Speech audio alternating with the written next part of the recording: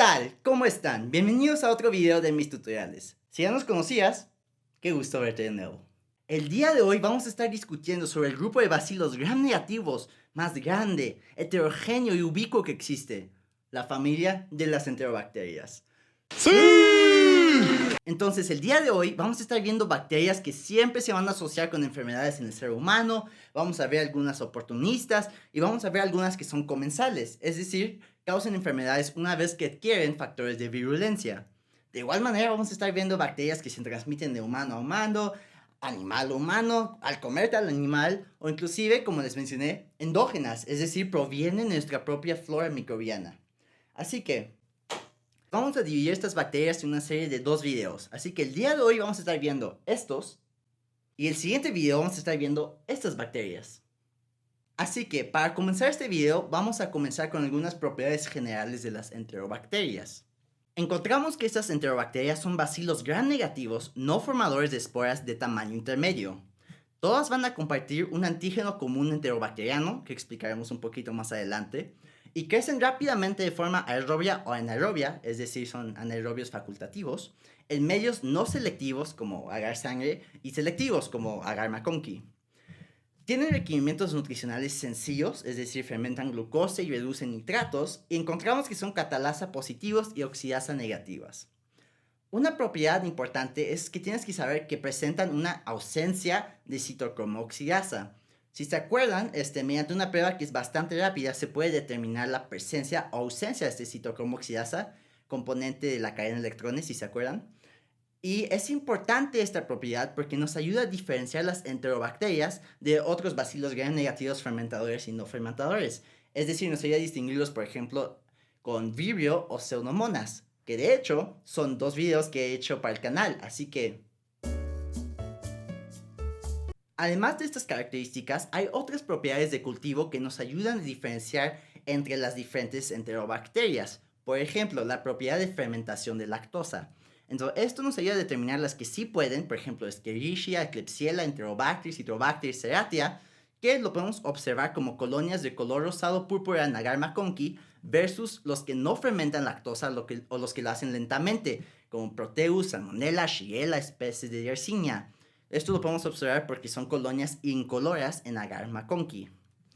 Además de la fermentación lactosa, también podemos tener otras propiedades como la resistencia a sales biliares, lo cual nos ayuda a diferenciar de algunos patógenos entéricos como Shigella o Salmonella de otras bacterias gram positivas y algunas gram negativas presentes en el aparato digestivo que pues realmente son microorganismos comensales inhibidos por las sales biliares. Otras propiedades que se pueden usar es como por ejemplo la manera en que se describe Klebsiella. Podemos encontrar que tiene un aspecto mucoide característico, las colonias tienen aspecto húmedo, elevadas y viscosas y tienen cápsulas notorias, versus otras bacterias que van a estar rodeadas de una biopelícula viscosa, difusible y suelta. Siguiendo un poquito más con la estructura de estas bacterias, vamos a encontrar que al igual que otras bacterias gram negativas, encontramos un antígeno termoestable muy importante conocido como el lipopolisacárido, que a su vez va a estar hecha por 3 componentes. Encontramos un polisacárido O somático más externo que se usa principalmente para la clasificación epidemiológica, que mencionaremos un poquito adelante.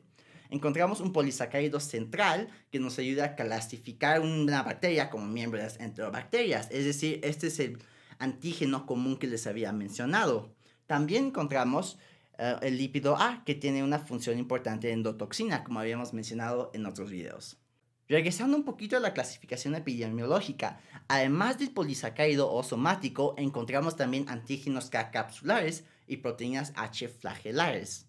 Así que en cuanto al polisacárido O, encontramos que esta es específica para las cepas, ¿no? En cuanto a sus especies y géneros, pero es posible que entre géneros haya reactividad cruzada, especialmente las que se parecen, ¿no? Entonces, por ejemplo, Salmonella con Citrobacter o Escherichia con Shigella. El antígeno K no se usa tan seguido para la tipificación de cepas, pero es importante conocerla ya que a veces puede interferir en la detección del polisacárido O.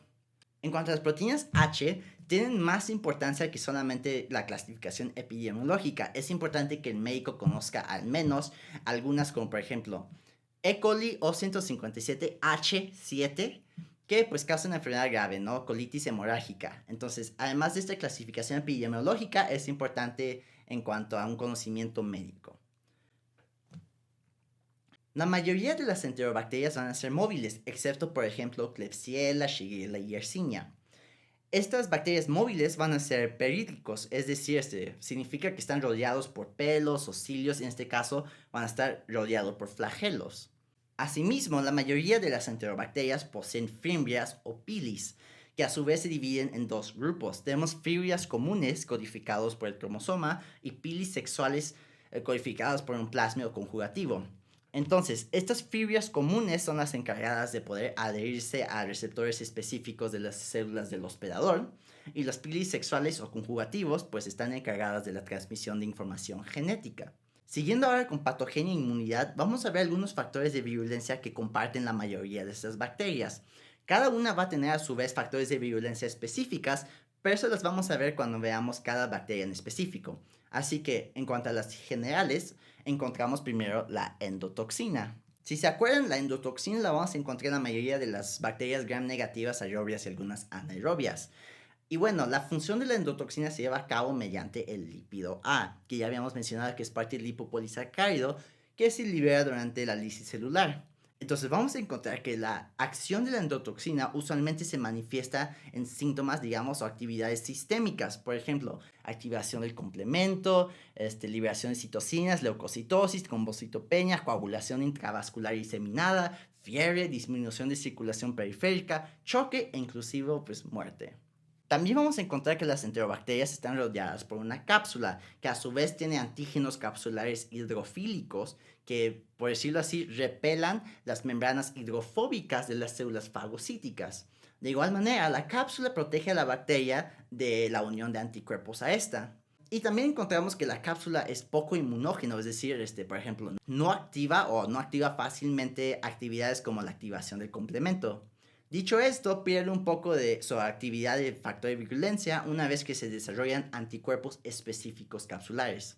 Regresando al antígeno O somático, a la K capsular y el H flagelar, estos pues están bajo un control genético y estas a su vez se pueden expresar alternativamente o no expresarse en lo absoluto, entonces sufren lo que se conoce como variación de fase. Es importante también conocer el sistema de secreción de tipo 3, que encontramos en muchas bacterias como Yersinia, Salmonella, Shigella, Escherichia enteropatógenas, Pseudomonas y Clamidia. Entonces, para imaginárselos, imaginen una jeringa compuesta de 20 proteínas que sirve para inyectar factores de virulencia desde la bacteria a las células eucariotas del huésped. Entonces, los factores de virulencia y sus efectos obviamente van a diferir en cuanto a las diferentes bacterias, pero este sistema de secreción tipo 3 se parecen todas. Muchas de las bacterias también van a mostrar un secuestro de factores de crecimiento, así que entre las sustancias que requiere para su crecimiento y metabolismo encontramos el hierro. Así que, ¿dónde encontramos el hierro en el ser humano? Pues las encontramos en proteínas hemo, como por ejemplo hemoglobina, mioglobina, y las encontramos en proteínas quelantes de hierro, entonces transferina, lactoferina. Entonces las bacterias para competir en contra de nosotros producen sus propios sideróforos o ligadores de hierro, pues, o compuestos quelantes de hierro como enterobactina o aerobactina. También es posible que puedan acceder directamente al hierro mediante la función de sus hemolicinas, ¿no? Que sintetizan estas bacterias. Reiterando de nuevo que tienen una resistencia al efecto bactericida del suero, pues recuerden que la cápsula los protege no solo de anticuerpos, sino que de la activación del complemento. Es importante finalmente también saber que muchas de estas presentan resistencia antimicrobiana, es decir, al introducirles un nuevo antibiótico se van a volver resistentes, y es importante acordarse que muchas de estas pueden transferir esta resistencia entre ellos mediante plásmidos transferibles. Platicamos un poquito más de esto en el video Pseudomonas, por si quieren ver cómo funcionan estas bacterias. Pero ahora vamos a seguir un poquito ya con una bacteria en específica. Vamos a seguir con el género Escherichia y su miembro más frecuente y famosa, E. coli. En cuanto a su patogenia e inmunidad, encontramos que va a compartir muchos factores de virulencia que ya habíamos mencionado previamente, pero van a tener algunas específicas de ellas, que a su vez se dividen principalmente en adhesinas y exotoxinas. Les dejé una tablita para que lo tengan a la mano, pero vamos a estar analizando uno por uno cuando veamos cada miembro individualmente. En cuanto a su epidemiología, encontramos E. coli en grandes cantidades en el tubo digestivo, así que aunque teóricamente pueden comportarse como oportunistas si, por ejemplo, se te perfora el intestino y acceden a la cavidad peritoneal, Muchas de ellas van a causar una enfermedad grave porque ya han adquirido factores de virulencia, los cuales pues les permite causarte esta enfermedad. Entonces vamos a encontrar que E. coli son bacilos gram negativos y son los más frecuentemente aislados en pacientes con sepsis. También son responsables del más del 80% de las infecciones de tracto urinario adquiridas en la comunidad y del mismo número de las infecciones hospitalarias. Y obviamente, como quizá conozcan, es una causa destacada de gastroenteritis. La mayoría de las infecciones van a ser endógenas, salvo meningitis y gastroenteritis neonatal. Es decir, la mayoría de las infecciones van a estar causadas por E. coli que provienen de esta propia flora microbiana y que pues salen a la luz cuando hay un problema inmunológico, es decir, puede ser tal cual por un trauma o por una supresión inmunológica. Ahora, analizando ya cada miembro del género de Escherichia, vamos a ver que las primeras tres se asocian más a enfermedades con el intestino delgado, mientras que las últimas dos que vamos a discutir se asocian más con enfermedades del colon. Así que comenzando con E. coli enterotoxigénica, este causa la enfermedad que quizá conocen como diarrea del viajero, justamente porque afecta principalmente a países en vías de desarrollo y el 30% de las personas que viajan a estos países se van a enfermar por E. coli enterotoxigénica. Usualmente requieres un alto inóculo de microorganismos para poder enfermarte, entonces usualmente se asocia al consumo de aguas o alimentos contaminados por heces y realmente no se describe la transmisión de persona a persona. Después de un periodo de incubación de 1 a 2 días, comienzas con una diarrea secretora que te va a durar como 3 a 5 días. Entonces, para describirlo un poquito más, es una diarrea acuosa no sanguinolenta con dolores cólicos abdominales y raramente vas a desarrollar náuseas o vómito. Encontramos que afecta principalmente a pacientes malnutridos o los aquejados por una enfermedad de base o y en particular pues niños y ancianos. Para causar la enfermedad, E. coli enterotoxigénica debe encontrar una manera de unirse a las células del hospedador, entre otras actividades, y requiere unas proteínas de superficie bacteriana. Dentro de estas encontramos de manera característica y que son necesarias los factores de colonización. De estas se dividen en diferentes grupos como CFA1, CFA2 y CFA4, que son las más frecuentes.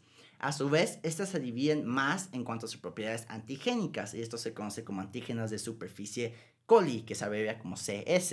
En realidad hay como 20 o poquito más grupos de este. A su vez también tienen que sintetizar toxinas termoestables como el STA y STB y también toxinas termolábiles LT1 y LT2. Entonces STA, pero no STB, se asocia con enfermedades en el ser humano. Encontramos que entre 75 y 80% de las E. coli enterotoxigénicas van a tener el STA con o sin LT1 y usualmente se asocia a enfermedades graves más que las E. coli enterotoxigénicas que solamente tengan toxinas termolábiles. STA es un péptido pequeño y monomérico que se une al receptor transmembrana de la guanilato ciclasa, lo que incrementa los niveles de GMP cíclico con una posterior hipersecreción de líquidos, así como la inhibición de la absorción de líquidos. En cuanto a las toxinas termolábiles, encontramos que LT1 es la que más se asocia con enfermedad en el ser humano y en realidad presenta una homología estructural y funcional con la toxina del cólera. En realidad comparten una homología del como 80%. Encontramos que está compuesto por una subunidad A y 5 subunidades B. Las subunidades B se unen al mismo receptor que la toxina del cólera, la cual era ganglósidos GM1, así como a otras glucoproteínas de superficie en las células epiteliales del intestino delgado. Después de la endocitosis, la subunidad A de LT1 atraviesa la membrana de la vacuola e interacciona con una proteína de membrana, que es una proteína G estimulatoria, que regula la adenilciclasa. Entonces, lo que pasa es que hay un incremento del AMP cíclico, lo cual va a producir una hipersecreción de cloruro y una disminución de la absorción de cloruro y de sodio, lo cual se manifiesta con diarrea acuosa. Y pues obviamente la exposición a estas toxinas pues incrementa la liberación de prostaglandinas y de citocinas, lo cual pues solamente exacerba la cantidad de líquido que andas perdiendo. En cuanto a E. coli enteropatógena, encontramos que hay cepas típicas y atípicas que se deben a la ausencia o presencia de un plásmido factorial de adherencia de E. coli o EAF. La enfermedad esporádica y los brotes son relativamente infrecuentes en los países desarrollados y usualmente solo brotan también de manera esporádica en países en desarrollo. Encontramos que se transmite principalmente por la interacción fecal-oral a superficies o productos alimenticios contaminados y afecta principalmente a lactantes. Las cepas típicas los encontramos en los humanos, pero las cepas atípicas las encontramos tanto en reservorios humanos como animales. En realidad, estas cepas atípicas son las que más se relacionan con la enfermedad que ya les había mencionado que afecta principalmente a lactantes. La infección se caracteriza por la adhesión bacteriana a las células epiteliales del intestino delgado con la destrucción posterior de las microvellosidades. Esto se conoce como histopatología de anclaje, borramiento o eliminación. La agregación inicial de las bacterias que determinan la formación de microcolonias en la superficie de las células epiteliales viene mediada por los piliformadores de haces, o por su nombre en inglés Bundle Forming Pili, codificados por plásmidos. Sin embargo, este plásmido no está presente en las cepas atípicas. Los estadios posteriores del anclaje vienen regulados por los genes codificados en el islote de patogenicidad del locus de borramiento de eliminación de los enterocitos. Este islote de más de 40 genes es responsable de la unión a la superficie de las células hospedadoras y su destrucción. Tras la unión laxa, mediada por los BFP, se produce una secreción activa de las proteínas hacia el interior de la célula hospedadora epitelial por el sistema de secreción de tipo 3 que habíamos mencionado previamente. Una proteína, el receptor de la intimina translocada, se inserta en la membrana de la célula epitelial y actúa como receptor de una adhesina de la membrana externa bacteriana, la intimina. La unión de la intimina con TIR determina la polimerización de la actina y la acumulación de elementos del citoesqueleto por debajo de las bacterias ancladas, con pérdida de la integridad de la superficie celular y pues una posterior muerte.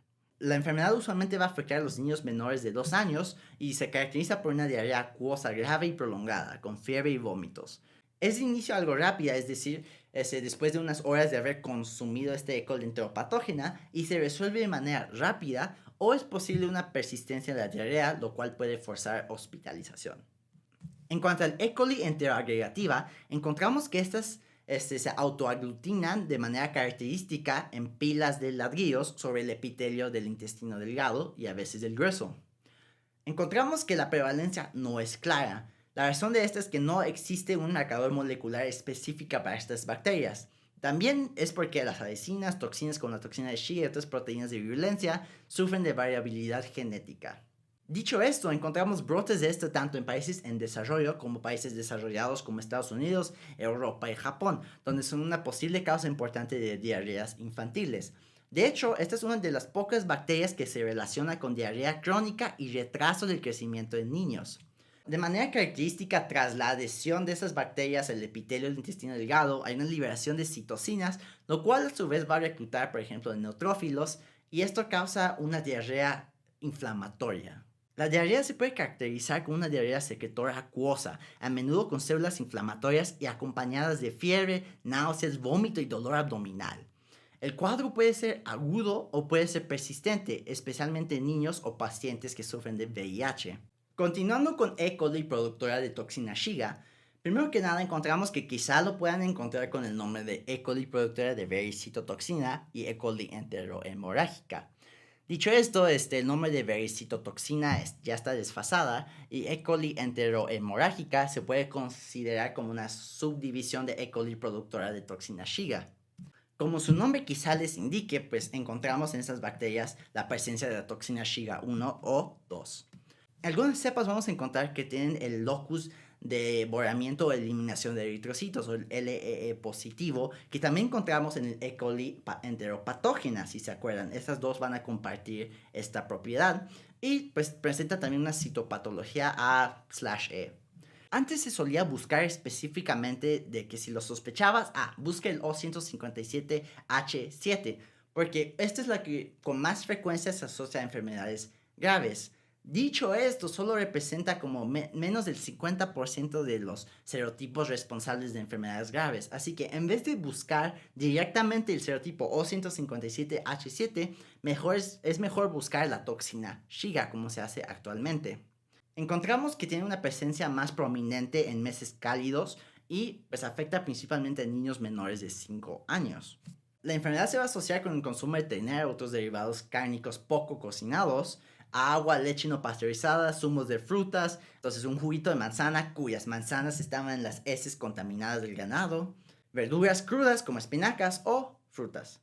Vamos a encontrar una transmisión de persona a persona y realmente solo se tienen que ingerir menos de 100 bacterias para causar la enfermedad.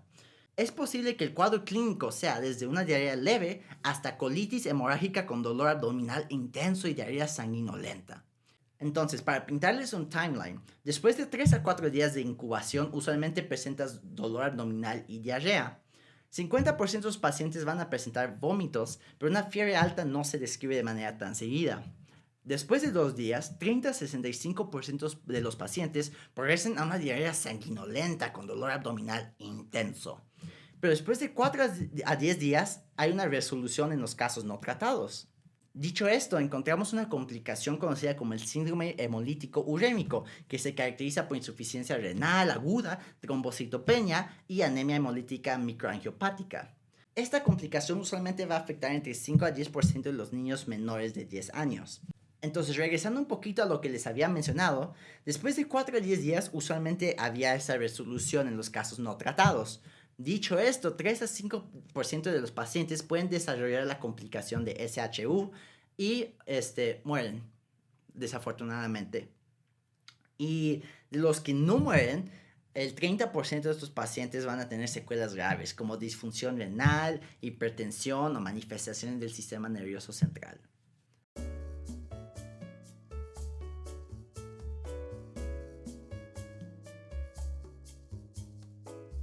Finalizando ya con E. coli enteroinvasiva, encontramos que es infrecuente tanto en países desarrollados como en desarrollo, y estas se asocian usualmente a los serotipos O124, O143 y O164.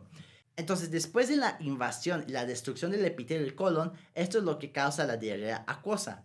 Una minoría de los pacientes va a progresar a la forma disentérica de la enfermedad, lo cual incluye también fiebre, espasmos abdominales y presencia de sangre y leucocitos en las heces. Encontramos que las cepas presentan una estrecha relación tanto en sus propiedades fenotípicas y patógenas con Shigella. Encontramos que los genes que van a mediar en esta invasión de las células se codifican por los genes P y NB que encontramos en un plásmido. Entonces, las bacterias lisian las vacuolas fagocíticas y se replican en el citoplasma de la célula. El movimiento en el citoplasma y en las células epiteliales adyacentes está regulado por la formación de colas de actina, como lo hace Listeria, por ejemplo. Este proceso de destrucción con infiltración inflamatoria es lo que puede llevar a una ulceración colónica. Entonces, siguiendo ahora con las infecciones extraintestinales, encontramos las infecciones del tracto urinario. Entonces, como en la mayoría de los bacilos gram negativos, encontramos que inicialmente comienzan en el colon y contaminan la uretra, que después infecta la vejiga y ya se puede diseminar, por ejemplo, a riñón o próstata. Los miembros de E. coli que van a causar esta enfermedad van a tener adhesinas y hemolicinas específicas que les pongo aquí en la presentación.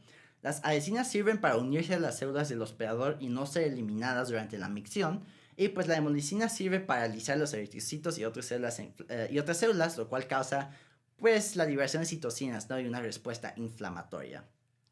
En cuanto a meningitis neonatal, encontramos que E. coli y Streptococcus del grupo B son la causa de la mayoría de las infecciones del sistema nervioso central en niños menores de un mes.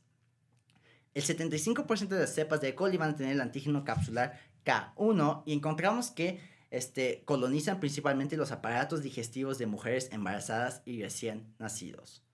Y finalizando con la septicemia, pues encontramos que usualmente son causadas por infecciones del tracto urinario o digestivo, como por ejemplo después de una fuga gastrointestinal que provoca una infección intraabdominal. La mortalidad es alta en los pacientes con inmunidad alterada o cuya infección primaria se localiza en el abdomen o en el sistema nervioso central. Por fin vamos a seguir ahora con Salmonella. Ahora, antes de poder proseguir, hay que explicar un poco sobre cómo nos vamos a denominar. Las enfermedades son causadas principalmente por la especie de Salmonella entérica.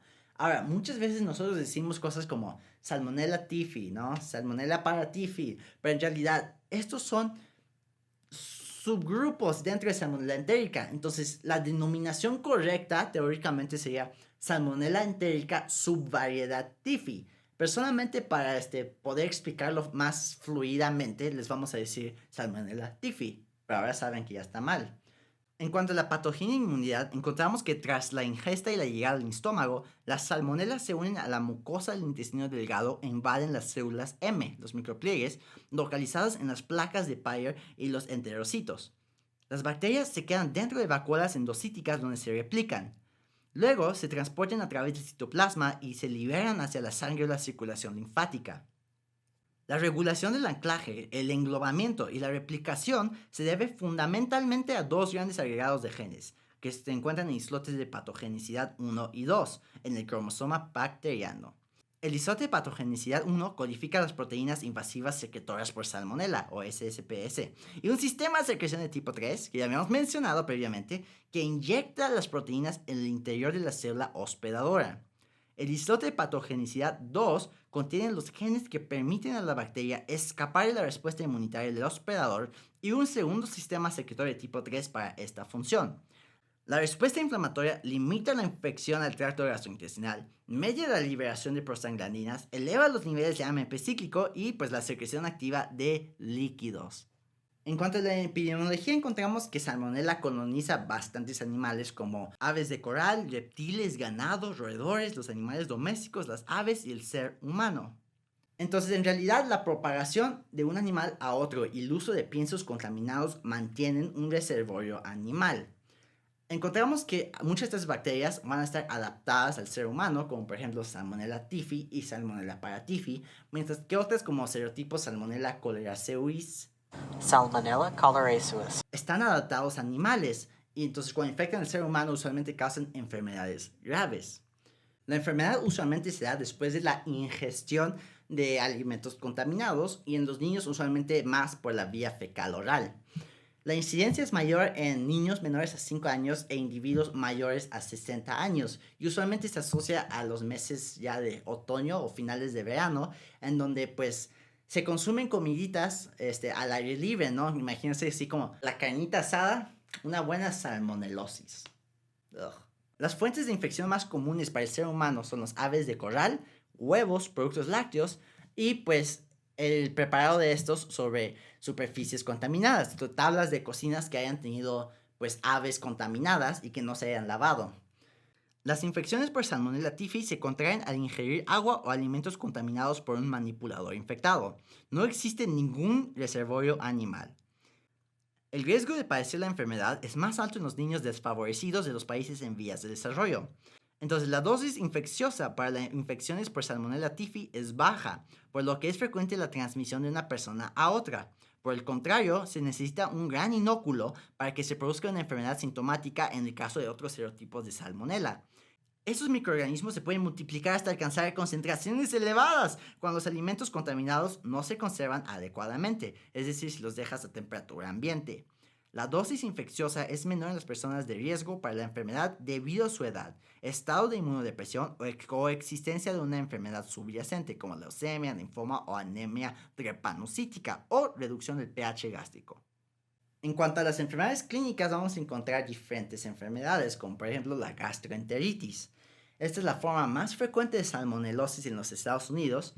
Y bueno, usualmente vas a comenzar con los síntomas después de unas 6 y 48 horas dentro de este rango, pues. Vas a empezar con náuseas, vómitos y diarrea no sanguinolenta y también está asociada frecuentemente con fiebre, espasmos abdominales, mialgias y cefalea. Usualmente tiene una duración de entre 2 a 7 días y tiene una resolución espontánea. En cuanto a la septicemia, usualmente se asocia frecuentemente a Salmonella typhi, paratyphi y Salmonella choleraceus. Afecta principalmente a los pediátricos, geriátricos y pacientes inmunodeprimidos. Su presentación clínica va a ser igual que otros gram negativos, pero también van a presentar infecciones supurativas localizadas como osteomielitis, endocaritis y artritis en el 10% de los pacientes afectados. En cuanto a la fiebre entérica, encontramos que Salmonella typhi causa la fiebre tifoidea. Hay una variedad más leve, digamos, que es la fiebre paratifoidea, causada por Salmonella paratyphi A, Salmonella schott-mülleri, que en realidad antes se conocía como Salmonella paratyphi B, y Salmonella hirschfeldi, que antes se conocía como paratyphi C. Muy infrecuentemente otras cepas de Salmonella pueden causar esta enfermedad. Entonces, estas bacterias atraviesan las células que recubren o tapizan el intestino y posteriormente esas están fagocitadas por los macrófagos. Estos los van a transportar a su vez al hígado, vaso y médula ósea donde se van a poder replicar. Hola. Entonces se replican en el hígado, vaso y médula ósea. Entonces, 10 a 14 días después de que hayas ingerido este bacilo, comienzas con una fiebre que aumenta progresivamente, acompañado con cefaleas, mialgias, malestar general y anorexia. Estos síntomas usualmente duran una semana o más y de nuevo después de estas comienzas con síntomas gastrointestinales y esto se considera como un ciclo. Es posible colonización asintomática, entonces hay una colonización crónica por más de un año en 1 a 5% de los pacientes que han tenido esta enfermedad y colonizan usualmente la vesícula biliar. Entonces, una vez que están en vesícula biliar, otra vez pueden infectar los intestinos y comenzar esta enfermedad que previamente les acabo de mencionar, ¿no? Entonces, por eso son ciclos. En realidad, la colonización crónica es muy infrecuente, en menos de 1% de los casos, en las subvariedades o las especies, como le quieras ver, de salmonelas que no sean las que causan la fiebre entérica, ¿no? Entonces tampoco es una causa importante de infección humana. Y ya acabamos por el día de hoy. Esta fue la primera parte. Por favor regresen al canal para ver la segunda parte, porque son bacterias bastante importantes también. Y bueno, por mientras, suscríbanse, dan like, comenten ahí abajo, pongan sugerencias. Hagan lo que quieran realmente. Bueno, ahí nos vemos. ¡Chao!